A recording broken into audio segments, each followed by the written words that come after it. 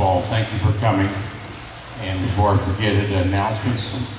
He said it was me who was sort of my better half, Jennifer. So I think Jack's wrong on that. She's sort of in charge, and she's done a lot of calling. All of you appreciate her. If it wouldn't be for her, this wouldn't be happening.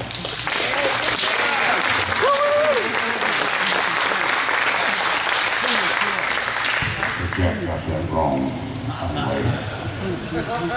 Second question, or second thing is, we have back where Donna Bone is, there's a sign-up sheet if you want to come to these in the future. It'll be the first and third Thursday of every month, and we've got scheduled all the way till January of 2023. Excellent speakers. Today we have an excellent speaker, and I will get into that in just a moment about Richard Kelody. And you see spelling there. I misspelled it even today, so I went to Wright's Memorial. They don't teach spelling there. They teach you that in grade school.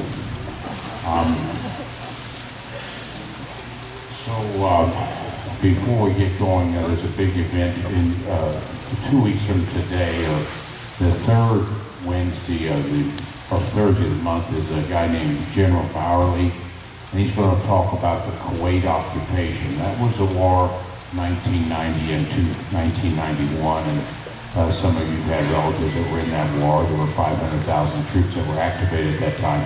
He's going to talk about the Kuwait occupation. I've heard him talk before, but you would be surprised at what he will say that's happened in 1990-91. There was a lot of propaganda, a lot of other things. It'll be very interesting talk. He was right under Schwarzenegger. There was a big general there. Had an IQ about 160, and Schwarzenegger, one of them. But anyway, not the one with a lot of muscles, the one with a lot of brains. And this guy didn't have an accent. Anyway, he's going to talk in 2 weeks, so I'd like you to sign up if you'd like to. Then after that, that'll be a talk on World War II prisoners by Lisa Muller. We have a big event on 9/22/2022. That's a Thursday in September. We will have 3 or 4 planes here. One's a B-29, and B-29 is the same type of plane that dropped the atom bomb that changed our world in 1945, August 6th and August 8th and 9th. Dropped 2 bombs, and this is not the Enola Gray, but it's the same type of plane, 141 feet wide. It's going to be right out on the taxiway out there, and you'll be able to get in it. You can't fly in it because the plane's already sold out. It's going to fly over Evansville 2 different times that day. There's only going to be a B-24. They were made up and will run right outside the tarmac, and you can go climb inside that too between its flights, and its flights are all sold out. We got 2 other planes. One's a Stearman, just like that one. That was a practice plane in World War II. It was a trainer for most of the pilots. We will have that out there. We'll also have a T-6, and they'll be out in front. So it's a really important day for kids and other people to understand how much we made and how quickly we made these things. Very historic. So you're already here, so you already appreciate these things, but you probably need to get some other people here, not just you. We're open from about 8 in the morning till about 5 at night, and we will come in the front, and you can go see all these planes and climb in 2 of them. The other 2 you can't climb in. Now what we're here for today, if Forrest or somebody, you can change my slides a little bit, if you don't mind turning the slides. This, we're going to talk about the Soloman Islands, but I have to give a little bit of introduction before Richard talks, because most people I met have said about the Soloman Islands, and they ask me, where is that? And so I'm just going to give a real summary of what happened in the West, and this is listed there. And I'll just tell you, I know most of you know it, but I'm just going to summarize it, because he's going to talk about the stars there. The stars is right in the middle. That's the Soloman Islands, and that was from 43 to 44, and the width of the Soloman Islands is about 1,500 miles, and it took them over a year to take that over, and they had the island jump, and he's going to talk about that. Very interesting talker. He's talked at a lot of schools in Kentucky. But start the first in Pearl Harbor. That was December 7th. Of course, you have to move your head the other way. I can't see.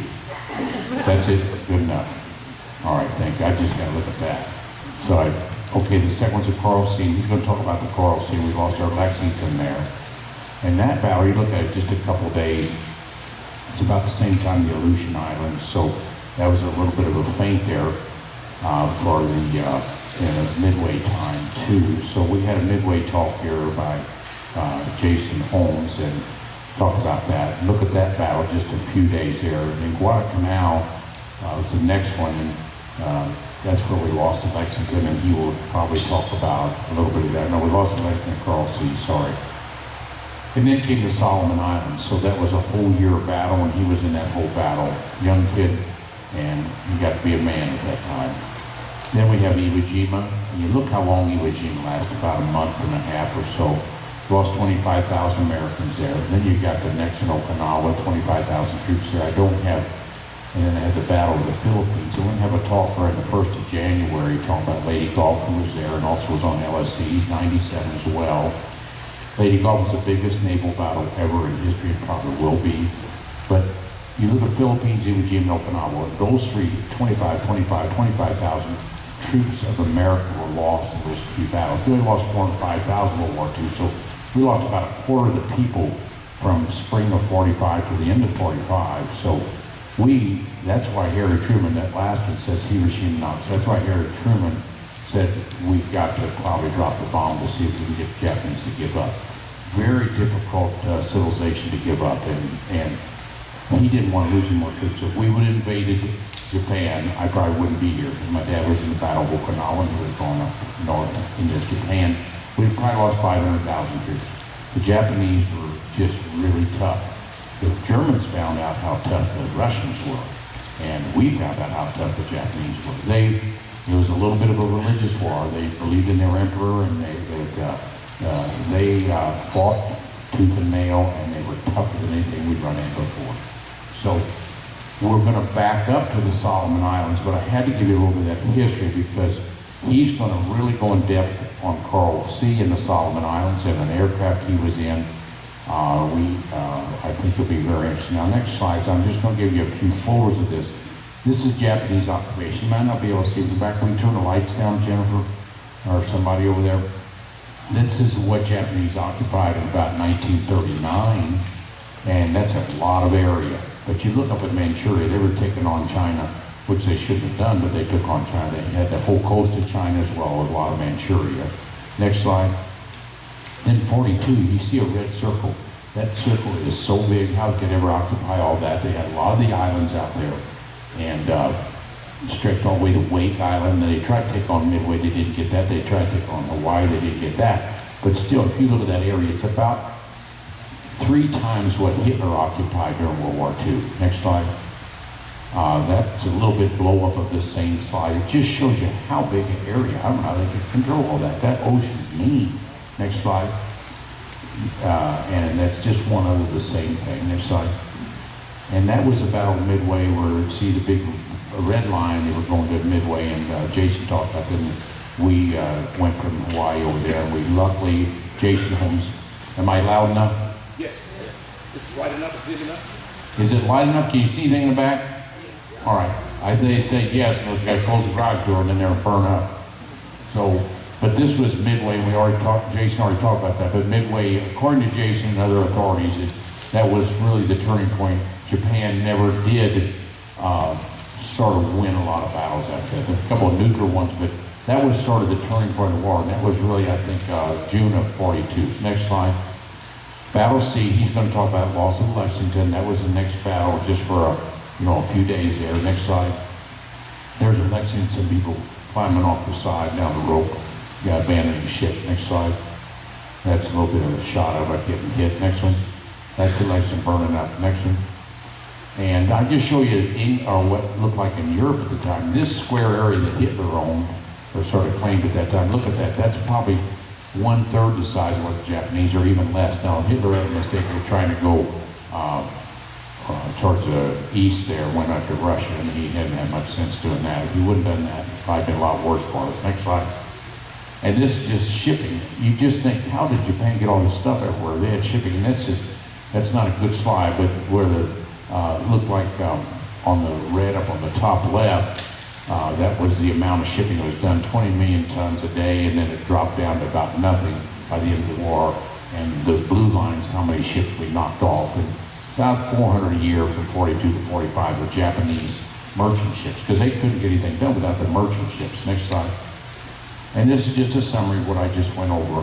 And you look at the stars in the center, and he's going to go a little bit before that time, a little bit after that time. He's an excellent talker, and he's only 97. There's one other person older than him in Webster County that's a World War II veteran. So he is the second oldest person in Webster County. That's a county. He's from Saunders, Kentucky. And he also worked at the AMP grocery. I asked all my nurses and my clerks, what's the AMP? Nobody knows what the AMP is. AMP went out of business here about 84, and they're belly up now, but he managed one of those stores for 36 years. If you know Libbs Candy, John Libbs, before he started Libbs Candy, was a big high up at Libbs at AMP, and he interviewed Mr. Kelody for a job. Mr. Kelody worked at the AMP for 36 years.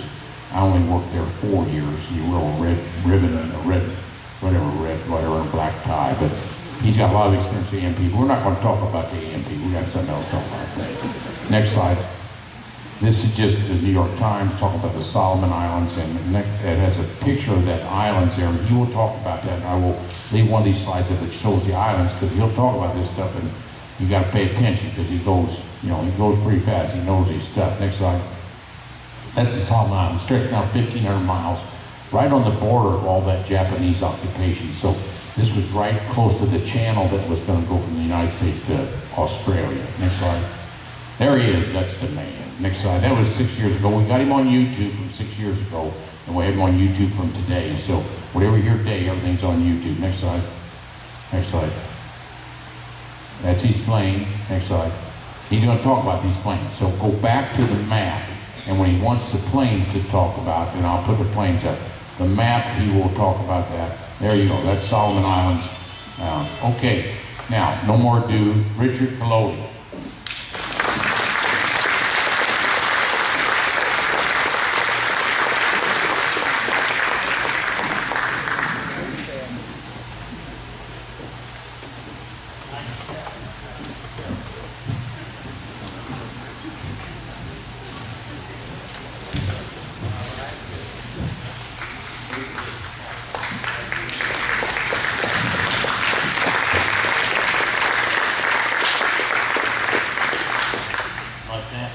Can y'all hear me all right right here? Okay.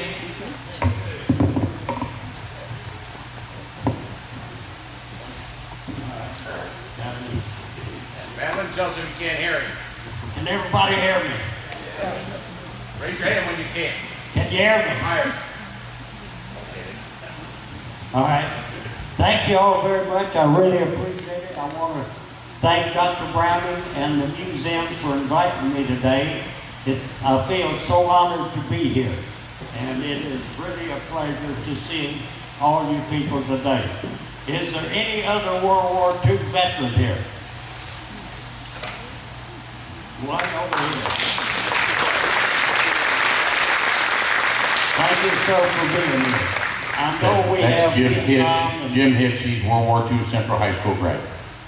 we have a lot of other veterans here from everything from Korea probably to Vietnam and all that. But I've come here today to talk about my tour of duty in the Soloman Islands in the Pacific. I want to start out though, give you a little bit about what was going on. The first major battle that we had was a sea battle in the Coral Sea, and the Japs had sent a flotilla down through the Solomon Bay and into the Coral Sea with the intention of overtaking New Caledonia and New Hebrides and going to Australia. Well, we had a flotilla intercept them, and this, according to history, is the first naval battle that was fought out of sight of each other. You know, they don't make battleships anymore because they're useless. They make aircraft carriers and fast cruisers and destroyers. But anyway, we lost to Lexington in that battle. A month later, we had the Battle of the Midway. And the reason I'm talking about Midway is we had 6 of the Grumman TBM Avengers that I flew in on Midway that got in the Battle of Midway. 5 were shot down. The other one had 1 gunner killed, 1 gunner, the other gunner wounded, and the pilot wounded, and the plane literally shot to pieces, but it got back to Midway. And they had been making torpedo runs. That's when the Navy and the Marine Corps decided that they would make dive bombers out of the Grumman TBM and not use it as a torpedo bomber very often. And that's what we did. We flew as a dive bomber from then on. Now, I didn't get to the Solomons until early 1943, and Henderson Field had been secured, and they had started bombing up the other islands up through the Solomons. Now, the Solomons is a group of islands, over 600 islands in the Solomons. They range about 900 miles from east to west, and there's a whole lot of airstrips on the islands big enough to have one. That's the main thing that was a problem with being out there is distance. When you're on the ground in a country that's only 400 or 500 miles wide and on the ground, you don't have far to go. But we had a distance problem with planes. Our plane would only travel about 900 miles with a full 2,000-pound bomb and a full fuel load. So you couldn't go more than about 400 miles and get back to your base. So they had to conquer that, and they decided they would stair-step and take island after island up through the Solomons. But when I got there in the spring of '43, they sent me, I took a troop transcript from San Diego and landed 17 days and nights later on New Caledonia. And I stayed there about a week and a half. I got on board a LST like they built here in Evansville and went to 300 miles up to New Hebrides where our main Marine Air Base was located. That's where all our planes were based to start with. They put me in a Grumman TBM Avenger as a regular turret gunner. And we flew from there about a week later from there to Henderson Field on Guadalcanal. Everybody's heard all about the Battle of Guadalcanal and all that. Well, they had secured it by then, and had just started bombing Villa La Villa and Munda, which was about 150, 200 miles on up the islands. I got in on about a dozen early hops, dropping bombs on there in Coso and some more places, and they sent me back down and formed a new squadron, the MTB-233. And you wouldn't believe it, here I am, an 18-year-old, and I was considered an old-time gunner at 18 because I'd been in about a dozen flights already. They formed this new squadron with some new gunners in it, and so to replace guys that had been shot down. And we went back up to Henderson Field and began bombing Munda, Villa La Villa, Onda, Colomagara, and all the islands on up through there. The Japs had been on every island there that had an airfield and even smaller islands. They had to drive them out, kill them, drive them out, or they get away before we could move up. Well, it took about 2 months, and we got Munda. They got back, got it secured, got the script secured. And what's ironical, we bombed the scripts with 500-pound bombs and 2,000-pound bombs. We bombed the scripts so they couldn't take planes off of that. And soon as the ground forces, the 1st, 2nd Marine Division would come in, land, and drive the jets back in the island, the Navy Seabees would go in and rebuild the scripts that we had just got through tearing all the pieces. They had to rebuild them, and it took a little while to get that done. And as soon as they got the scripts where we could land and take off, we moved from Henderson Field to Munda. And we kept doing that all the way up through the islands. From Munda, we were close enough to bomb the eastern end of Bougainville. And the whole objective of all our flight was to knock out the Jap and get Rabaul, which was over on the end of New Britain, on the western end of New Britain. That was the Japanese main air base. They had 5 airstrips, over 100,000 personnel, and all kind of ack-ack guns and just about everything you could think of in there, the Japs did. But we could not bomb them until we got to Bougainville because of the distance. We had to have it less than 400 miles. Well, we bombed there, and the next island was Onondaga, which was on the western side past Monday. And I was in the first plane that landed on the airstrip when they got it opened and on Onondaga. And we picked our plane to go up there with steel fuel load and bomb load, 2,000-pound bomb, to see if the runway was long enough to land. So if it hadn't been, I might not be here today. That sort of thing. And we moved up to Onondaga, and then from there we started bombing Bougainville. We were close enough then to bomb Bougainville. And that was really a heavy fortified island. It's the biggest island in the Solomon, bigger than Guadalcanal.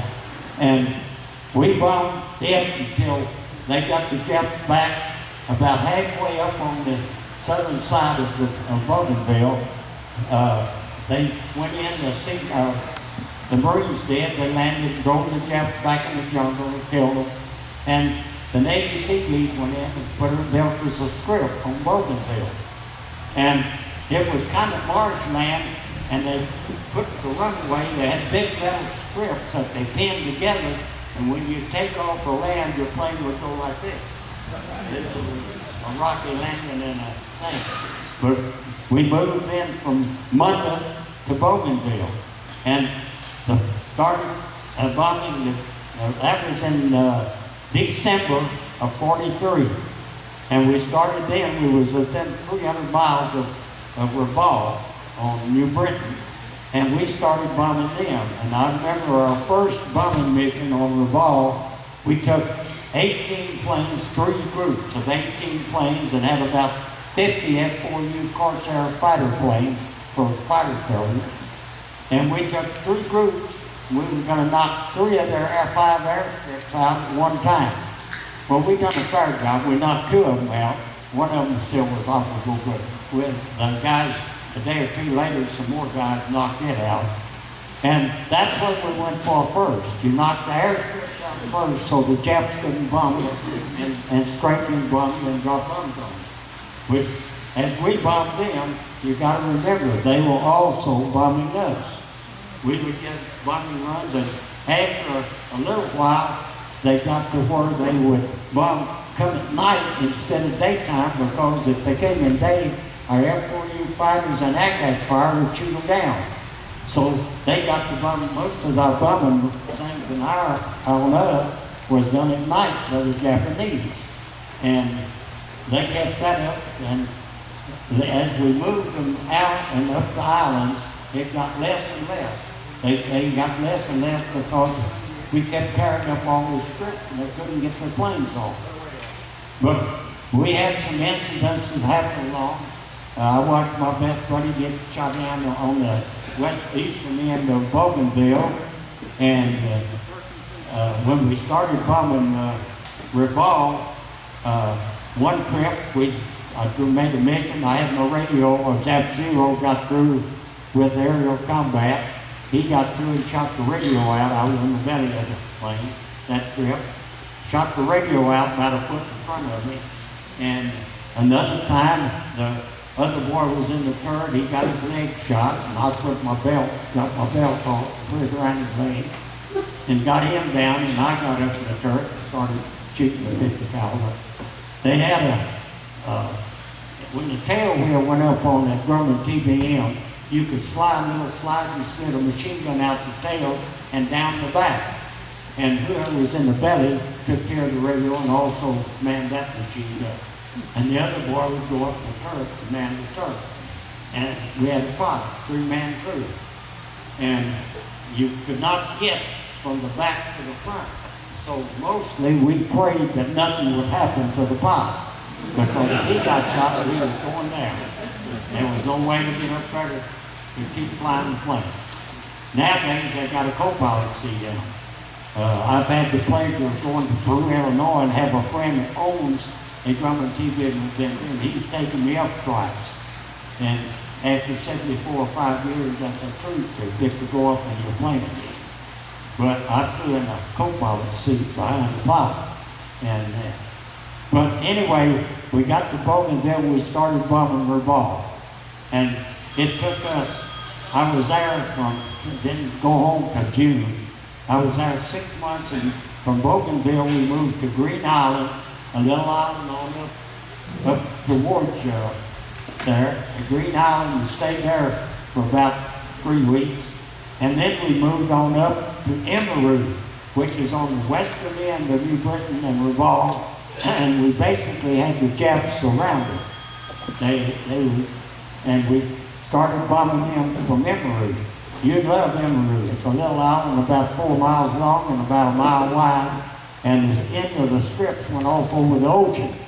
They had a barge with a crane on it, and whichever way you took off, they'd take the boat around the end of the island. So if you went in the drink taking off or landing, they could pull you out. And it is about 100 miles under the equator. It's about 115 in the shade every day, and you didn't have a lot of shade. So it was a hot place to be. I stayed there, and what I didn't tell you though is on one run to Revolve, we had a 500-pound bomb hang up on the back shack. It was down, hanging down. We couldn't shake it loose to drop it. We couldn't land because if we did, we'd hit the pin and we'd be gone. And we had a problem. Okay, all right. And so we went back that 280 miles, flew back with that bomb hanging down, and started surfing in the bay at Peter Bay, middle of Bougainville Bay. And we tried for a while and was starting to run out of fuel. The fuel was getting very low. And so he said, we're going to go up, I'm going to go up about 3,000 feet, guys, get your parachutes on, and we'll bail out and they'll send a boat out here and get us. So he started going up altitude, and he said, well, hang on, I'm going to give it one more big try. And he lurched the plane real big, and luckily the bomb dropped out.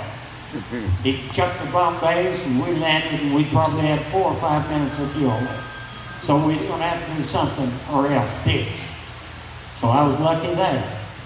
And you have crazy incidents happen. On Monday, one day, we was in the mess line, and I heard a commotion back up behind me, and I looked around, we did, and there was a Jap in shorts and sandals had come down out of the mountains and got our chair line. He was working his belly and pouring to his mouth. He was hungry. So we called the MPs, they did. They took him to the stockade. Yeah. But the Japs, if you got shot down, you were basically gone. Everybody, there's only one outfit that we had in our squadron that got shot down, that we saved anybody. And they got away from some way. The Japs captured them, but they got loose and got away. And another interesting incident, we were bombing Coleman Garrett, which is about halfway up to Soloman. And at that point, I didn't realize that about 4 or 5 miles away on an island was 5 guys, and that was, one of them would later become president. President Kennedy's PG boat got cut in two by Jap destroyer in Coleman Bay a few nights before it, and they swam that 4 or 5 miles to that island, and they were waiting for somebody to find out they were there and pick them up. Well, if we'd known that, we'd have sent boats out from them or a plane. And we had a PBY plane that they kept ready. If you got shot down in the ocean, you could survive maybe in the ocean and that. But otherwise, there's crazy things happen to you in the service. We ran out of food on Monday one time.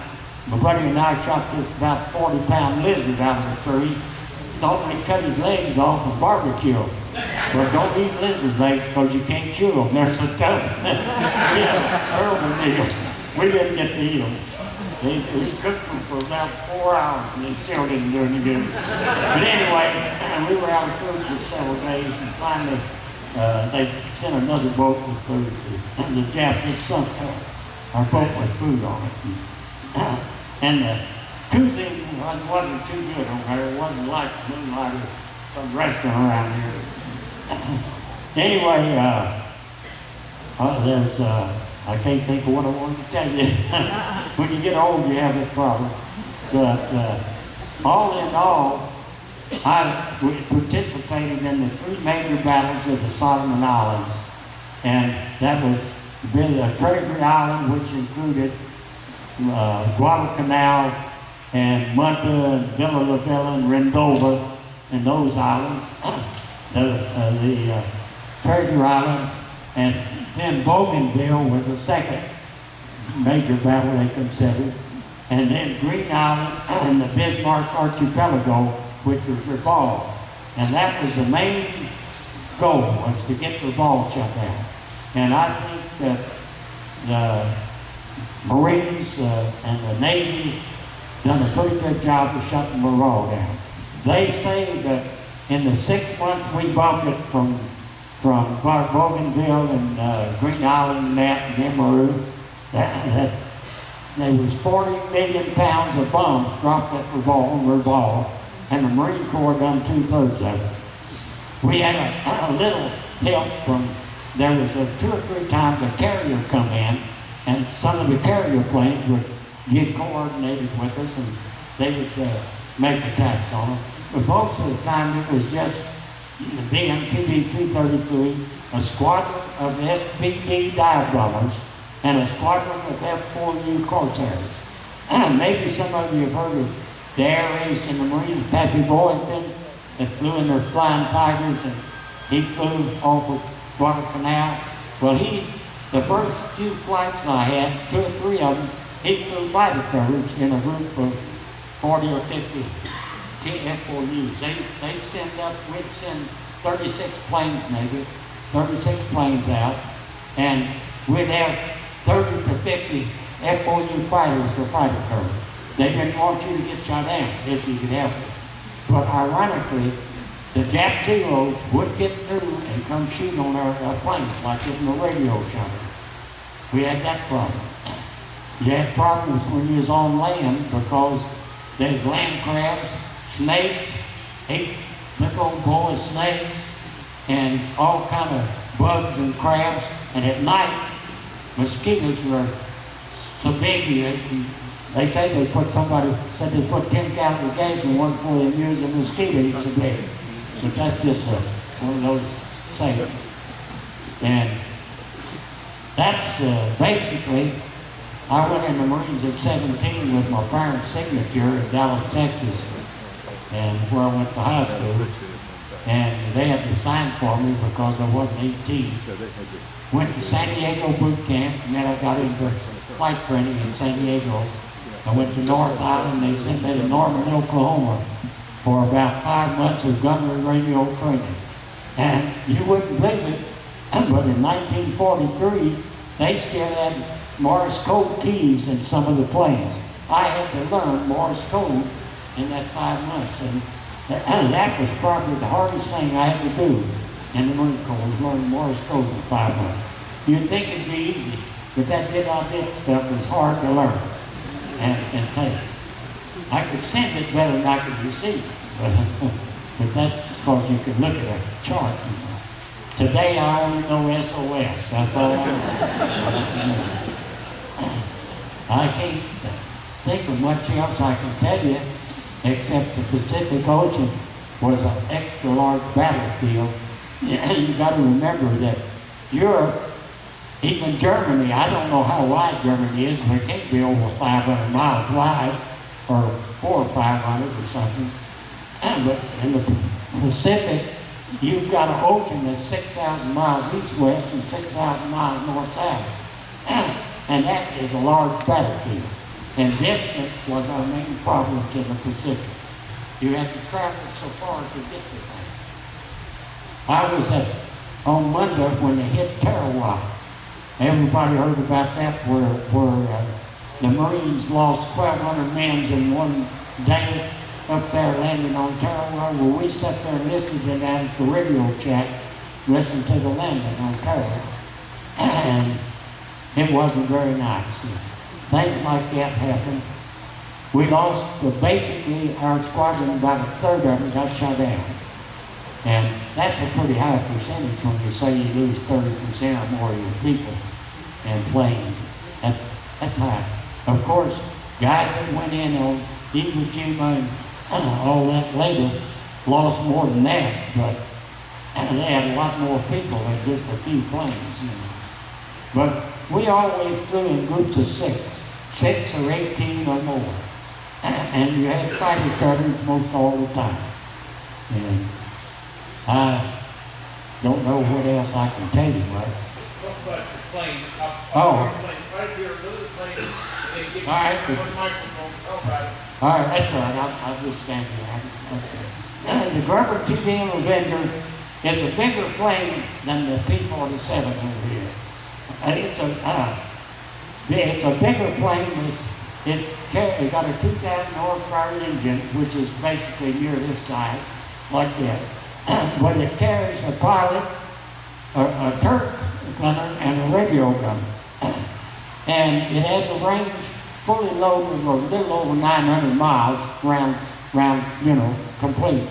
So we had a distance problem with the plane. But it could carry a 14-foot torpedo, 1,600-pound torpedo. It could carry 400 or 500-pound bombs, or it could carry 2,000-pound bombs.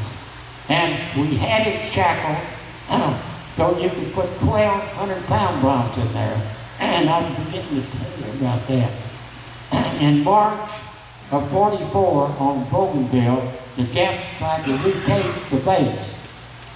And I flew 9 missions in 3 days, 3 missions a day, morning, noon, and afternoon, dropping 100-pound scatter bombs on the line.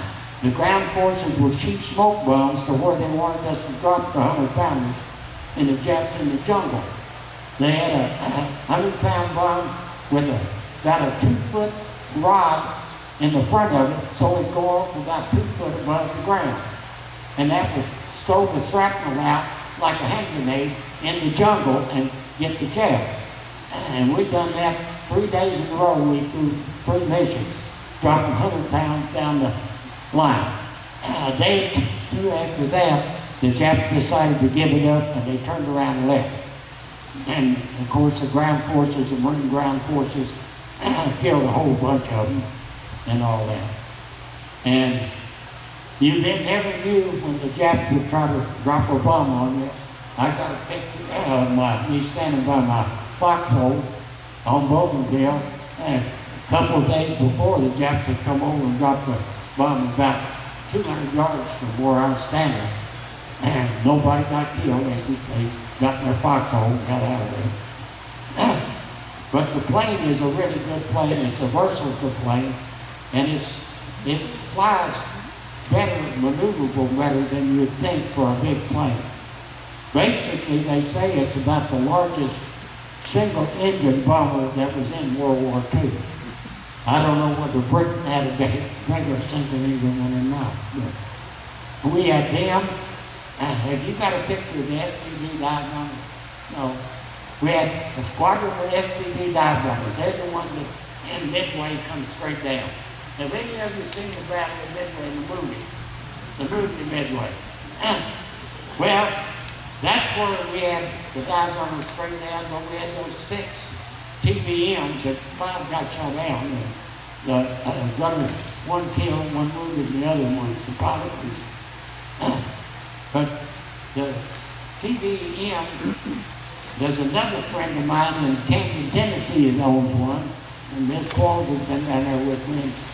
He doesn't take anybody up because everybody wants to go up. But he flies up, he takes it, flies it around.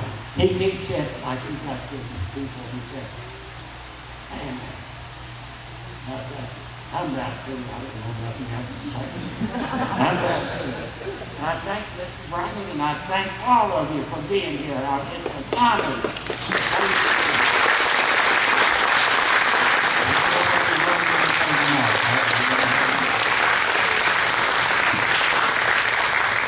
you're gonna have to stay up here at the microphone and talk to the microphone, and then Forrest is gonna ask questions. You ought to have a lot of questions for this gentleman. This is a rare occasion to get somebody like this that's this knowledgeable on things.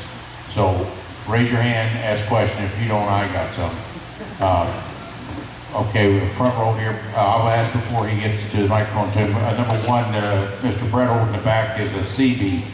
And we had Mr. Gurin. Mr. Gurin was the principal out in Boonville, and he was a CB, and he output some of those, what you call marks and maps, or metal maps. They're about an inch thick, and they're about 18 feet long and a foot wide. So they make an airstrip in about a day. The CBs would put them. So can you tell us about those marks and maps, how they help with mud and sand and things like that?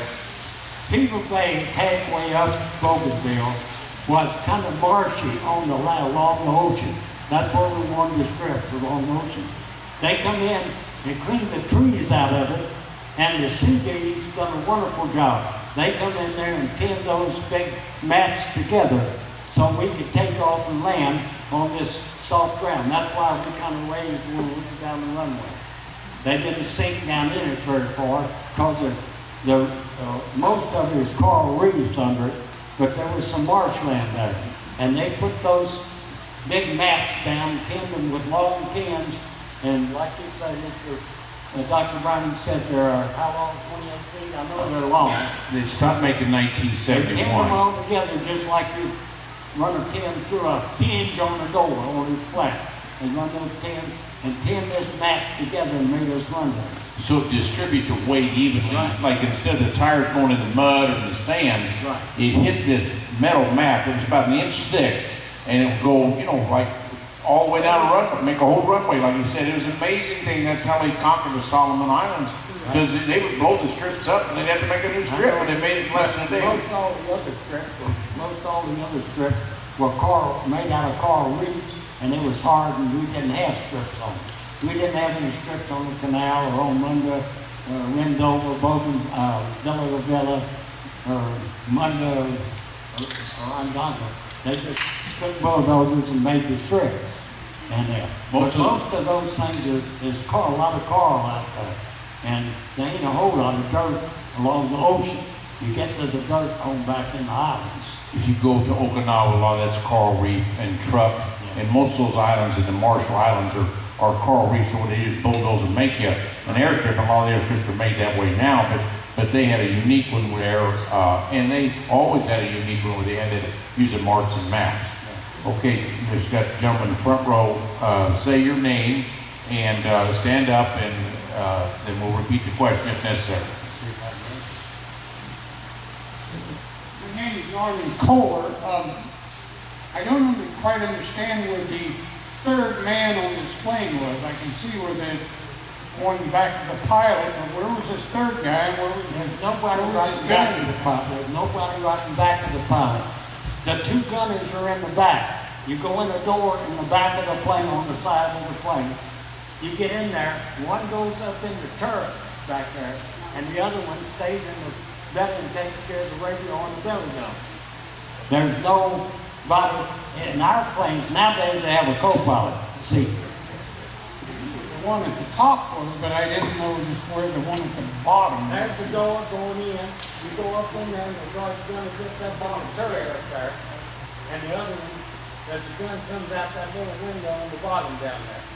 That's the gun that comes on the back, behind, front of the wheel, right there. Right down there in the back. Put your mouth on the There's a microphone. window down there. There's a window down there. Yeah, the window that opens. You open the window and slide a machine gun out. A 30 caliber machine gun went out there. Pilot's here. Look up there. That's a pilot, right? And this cat's sitting there doing that 50 caliber gun. Now that guy So put your mouth on the microphone. The guy sitting there is looking at his radio and that. He has to turn around. I flew half the time backwards. If he's in the belly, back there, he flew backwards almost. We'd make a dive on the run. I'd be sitting.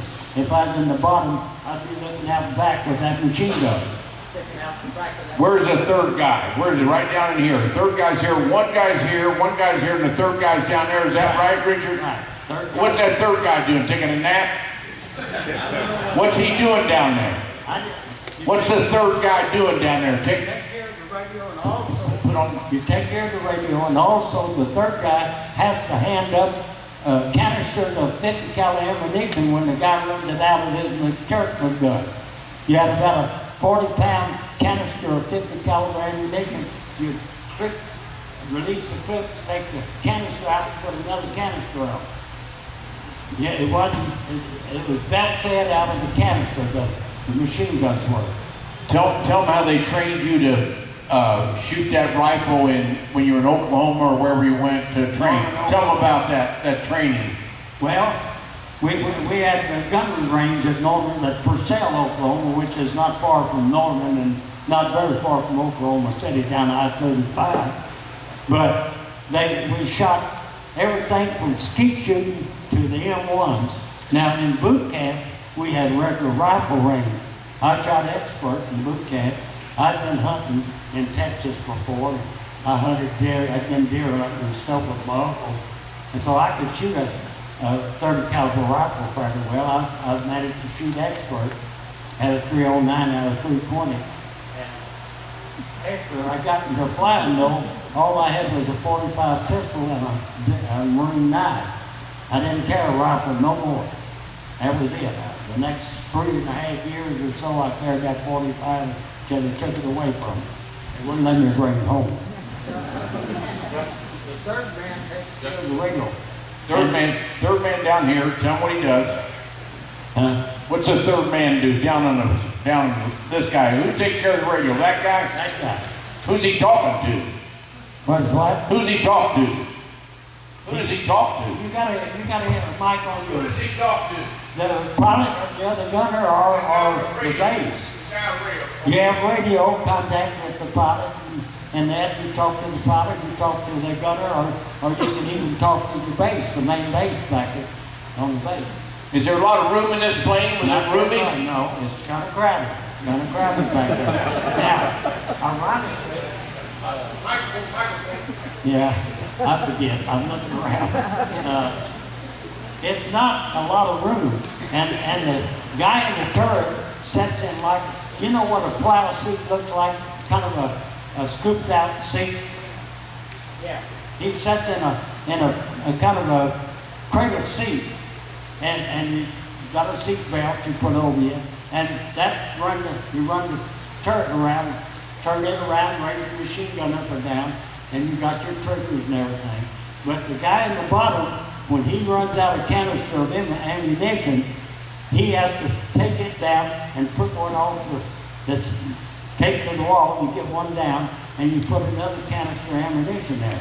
Now, at the belly, if you're shooting the belly gun out the back, that's right above where the rear wheel is. See, that rear wheel goes up in the fuselage. And you slide this gun on, it'll slide right out.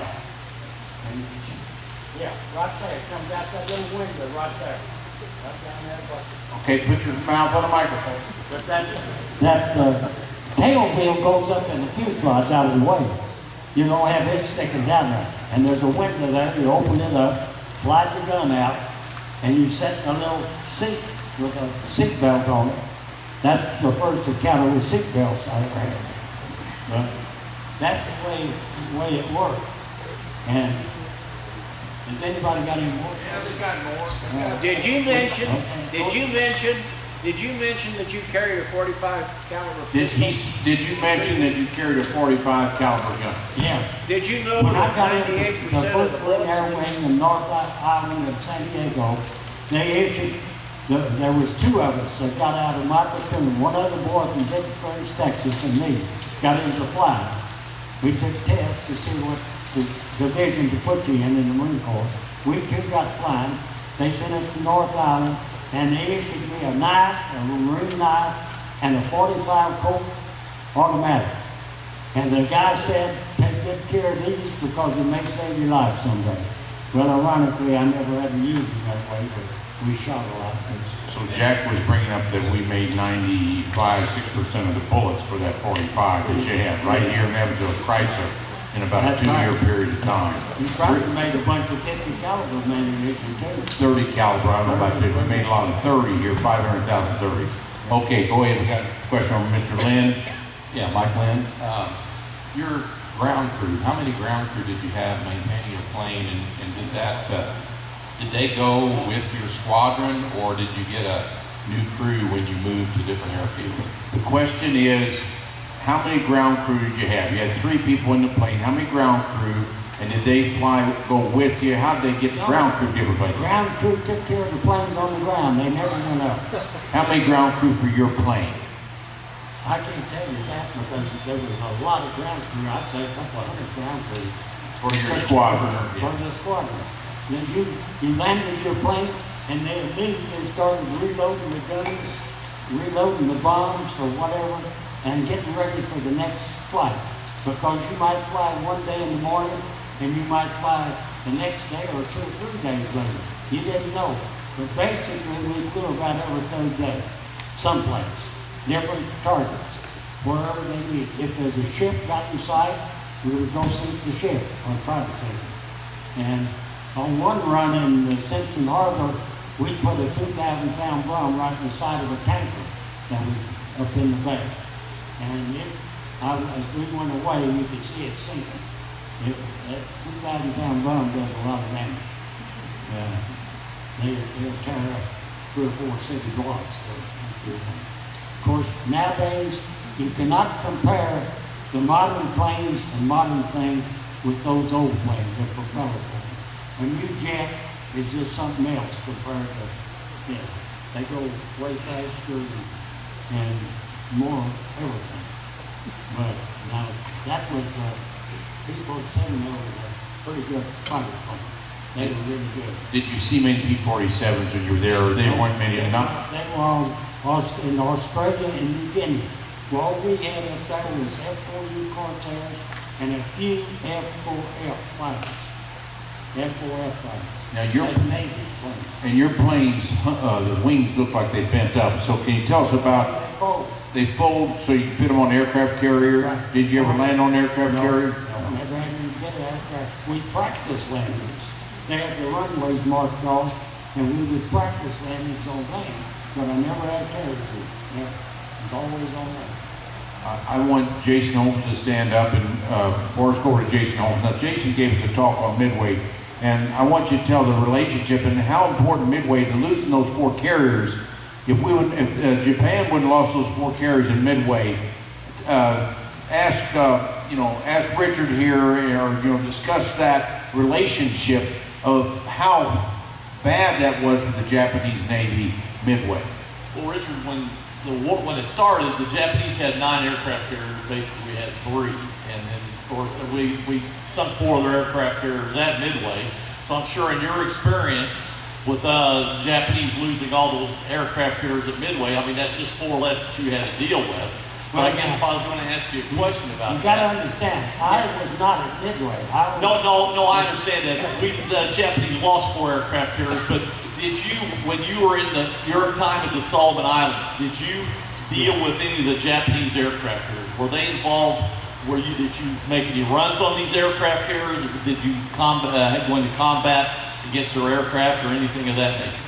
Well, the SPD dive bombers that went straight down is the main ones that sank all the doings in the Midway. That's all I can tell you. I don't really know a lot about Midway, except I know we had 4 vendors in it, and 5 of them, 6 rather, 5 got shut down. And the other one did get back to Midway, but they made torpedo runs, which was straight into the ship. Now, whether they hit anything or not, I don't know. I never heard. But Midway was before I got there. I went to the Soloman. Did you ever have to take on an aircraft carrier? Did you see the Japanese? No. He never saw a Japanese aircraft carrier. Never saw it. No, I didn't see them. There was none around where I was. When you dropped the 2,000-pound bomb out of your plane, what did the plane feel like when it Kind of lurched up a little bit? They have a good wing on the TBM. There's a good sized wings on it. And you could tell it, you got rid of something weight because it come up. And we would peel off, we would go in at about 10 to 12,000 feet. Now the reason for that was the Jap anti-aircraft guns would shoot up about 9,000 feet. So we didn't want to get into Japanese fire until we started down in our run. And that's why we would peel off above where they could shoot. You could see the fire aircraft, anti-aircraft going off below you. But once you started down in about 70-degree angle dive at about 285, 90 miles an hour, it didn't take you but about a minute and a half to make a run. Everybody forgets that speed you cover a mile in 30 seconds or so, 15, 20 seconds. Everything is on a speed basis going down. But we'd come down to about 2,500 feet if we open the bomb bays and release the bomb and pull out at about 1,500 feet. And we have actually had dirt blown on the bottom of the plane from 2,000-pound run. Because we go too low, we go below about 1,500 feet. And also, when you come out of the run, you get right on top of the ocean or the jungle because the Japs made the mistake of digging their ACAT guns down in holes and putting bags all around them, and they couldn't lower the gun to shoot out straight. They shot above it. So we learned to get right on top of the water or the trees and come out of our run right on top of the water, and you can see the ACAT fire going up above it. And that. You learn all kinds of little things like that. It didn't take long when they dug in. And another thing, the SPDs would go try to take the gun emplacements out because they go straight down. And they could drop a bomb right in this room, straight down. And they would go try to take the ACAT guns out, and we'd go take care of the strips and planes and the strips out there. And that way we wouldn't get shot at as much. Did you ever experience flak? I mean, in Germany, there's a lot of problem with flak with all our planes. Can you tell us a little bit about flak? Well, we've had hunts out of the wing, out of the tail. I'm standing on we got a picture of me standing on the plane, a big hunk out of the front of the wing has been shot out from ACAT fire. But it didn't hurt anything to get us back on. And the planes were really solid made, and they didn't just disintegrate. That's what the Jap Zeros and most of their planes, if you hit them with a burst of 50 caliber machine gun fire, you could just see the pieces fly out of it. They would just almost disintegrate when you would shoot them. They were poorly made airplanes. They didn't care about whether the Jap got killed or not. All they tried to do is shoot you down. We've even had Jap kind of come in and ran this plane into it. You have that kamikaze stuff they call it. And that's actually happened over a period of time in different places. Now, I was back in the States. I come back June 18, 1944. I've been over there 13 months. And I went down to the thing that afternoon. I had made a run on the airstrip the day before. And every evening we'd check the flight board to see who went up. And there was a white piece of paper on the board that the 17th that afternoon, about 4 o'clock, and had a bunch of names on it. It said, going home. And there was my name down near the bottom. So it said, be ready to go at 8 in the morning. 18th of June, I got on board a DC-3 and flew to New Caledonia. And I called an aircraft carrier coming back to, but it would come by Hawaii, come to Honolulu, spend a day and a half there, and come on home into San Diego. But going over was a troop train trip, but it took 17 days a night to get to New Caledonia in San Diego. That was a long water trip, and I tell you, there's a lot of water in such a ocean. I know. Anybody else? What other questions? Raise your hand if you have a question. All right, we got one over here. Did you always Oh, hold on, I'm gonna bring the mic to you. Did you always what? Did you always fly with the same crew? Did you always fly with the same crew? No. I flew with probably 5 or 6 different pilots, and I flew with 2 other gunners for different flights. You didn't always get the same pilot. Most of the time I flew with one, a number of flights, and then maybe you'd be assigned to a different pilot. In fact, two of the pilots that I flew with got shot down when I was flying in other flights. Two of them, McClure and another one, got shot down. I flew several times with the Major, Goswell, who was squadron leader. I've flown with Roberts and McClure and McCluskey, and I don't know another two or three. I flew with a bunch of different pilots. Did you keep a record of how many missions that you were on? Well, I don't know. I know I was on 9 in 3 days. I know that. And I'd say basically I might have flew 125, 130 missions probably. Because you flew about every 30 days. I mean every third day. And you take a year, it's about 400 days out over, 13 months, something like that. And take a 30 back, you got about 120. And then of course, there's times when I've flown 2 missions in a day, 2 or 3 times. One in the morning, one in the evening. It depends on what was going on. If the Japs sent ships in there or something, you flew till you knocked them out or turned them around. Now basically, I think the Japs had poor leadership. When they hit Hawaii, they did not land anybody. They turned around and left. When they come down in the Coral Sea, when we sank their ships in that, they were trying to land somebody, but what they do, they turned around and left. And that gave us time to get all of our ships and everything out in the Pacific and get men out there, get planes out there. And I think their strategy was very poor. Their big leader was Yamamoto. He was the one that attacked Hawaii and also Midway. But he got shot down on Bougainville. Right there. He got shot down on Bougainville. He got killed on Bougainville. So Yamamoto lost his Plane life. got shot down. Right there, you probably were there at that time. No, it was 43. I think I was Monday at that time. That's before I got to go. Nothing. Big tragedy for Japan. He was one of their biggest, Yeah, smartest he leaders. was out there in around Bougainville, and our fighters shot him down. And I don't know. I tell you, 78 to 79 years ago, it's kind of hard for me to remember all this stuff. I can't remember my grocery list at Walmart. Well, I'll tell you, we've been lucky to have you talk, Richard. I can't thank you enough.